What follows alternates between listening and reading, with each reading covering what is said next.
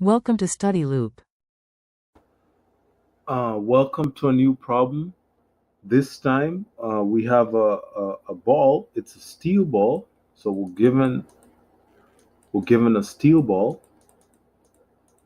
and it happens to have a mass of 40 kilograms, or rather 40 grams. So we'll say mass of steel is 40 grams. We can change that right away to kilograms by multiplying that by 1,000 kilograms. So we have 0. Zero. So 40 into 1,000. Let's see what's that going to give us. It's going to give us 0.04 kilograms. So that's the weight, the not the weight, but the mass of the steel ball. It's dropped from a height of 2 meters. Okay, so we're going to call this H initial. Yes, H initial, 2.00 meters. And then it bounces off and goes all the way, bounces off and gets to a new height. This is the ball, so this is the new height. Final height happens to be 1.60 meters. So that's the final height that it's bouncing. Remember, acceleration due to gravity G is 9.8 meters per second squared. You can think of going downwards as positive and going upwards as negative. You can think of it that way. In part A, we want to find the impulse, okay, of the force, impulse delivered by the force. Remember, impulse is just the change in momentum, or the final momentum minus the initial momentum. So in that case, we're going to have to find the final and initial velocity. The second part is that we're given a time, t equals to 200 milliseconds. Or if you want to change that right away, you could say in seconds. This is over 1,000 seconds, and that's going to give us 0.002 seconds. Okay, 0.002 seconds. That's the time it takes to bounce off for a moment. And so in part B, we want to find what's this average force that's responsible, okay, for that change. What's the average force responsible for that change? So the first thing we'll do, we have to compute the initial and final velocity.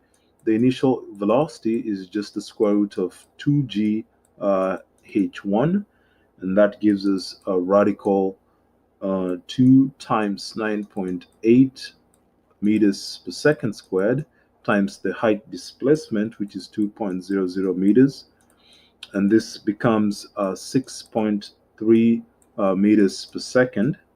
That's the initial velocity. The final velocity, the same type of formula, radical 2gh final.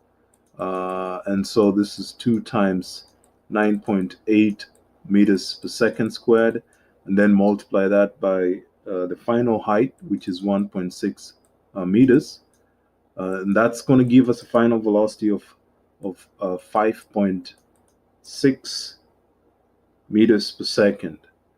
That velocity is a minus because of our direction and orientation. In the next page, we're set to compute the impulse, which happens to be final minus initial. The mass, this is final velocity. We gotta change this a little bit. We have to put in the mass. We're given the mass 0.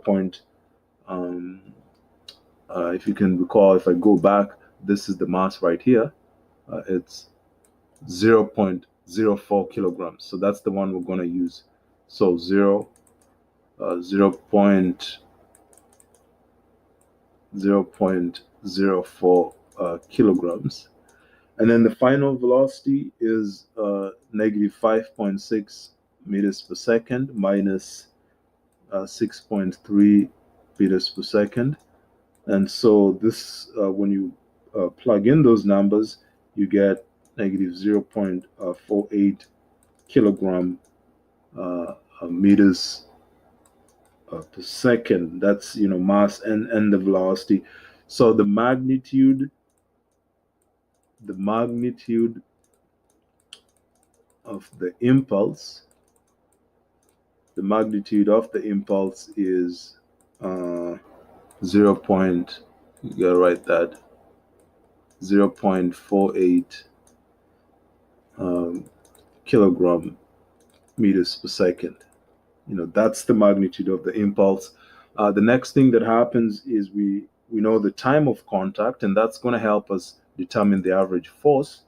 So force average equals to the impulse over the time of contact. We already have the impulse, which is 0.48 kilogram meters per second in terms of magnitude. And then the time of contact, if we go back, we find it's 0.002 seconds. So we'll plug that, 0.002 seconds. And if you put in those numbers, you get that the 48 divided by 0.002, and that becomes 24,000 newtons, which you could also write as 2.4